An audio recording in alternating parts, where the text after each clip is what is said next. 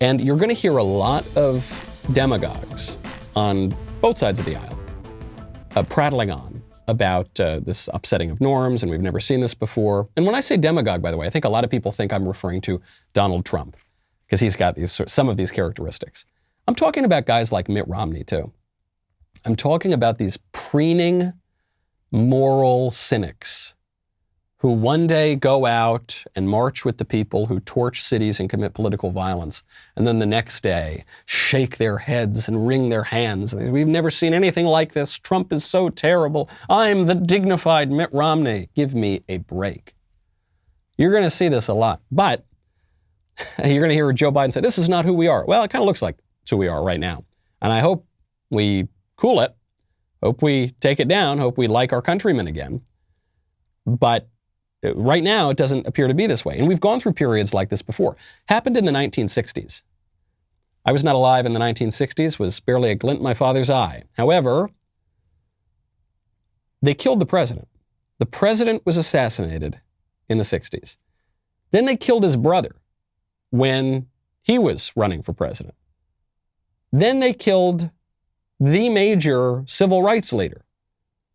There was violence in the street. There were domestic terror groups like the Weather Underground, radical left-wing group that set off bombs, that committed acts of domestic terror. That was not that long ago. Was that 60 years ago?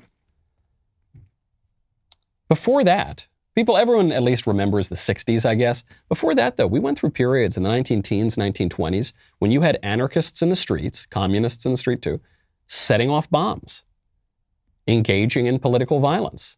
The one sort of couple of names that you might hear in school is Sacco and Vanzetti, these Italian guys who were committing political violence in the country. But there were other sorts of attacks like this. Happened before that too. 1912, there was an attempted assassination of our president, President Teddy Roosevelt. 1901, you had an assassination. In the 1880s, you had a presidential assassination. In the 1860s, you had a presidential assassination. Obviously, that presidential assassination was only at the end of apparently a very bad play, but also a 5-year civil war. Constant political violence and bloodshed for 5 years. How many people? 700,000 Americans died, if you include the Confederate and the Union soldiers together. There has been political violence, and there could be political violence again. And I think we have just, because we're so freaking decadent, because we are so bored, because we are so frivolous as a matter of culture and society, we convince ourselves that can't happen. Nah, it's not a big deal. Don't worry. Come on, it's America.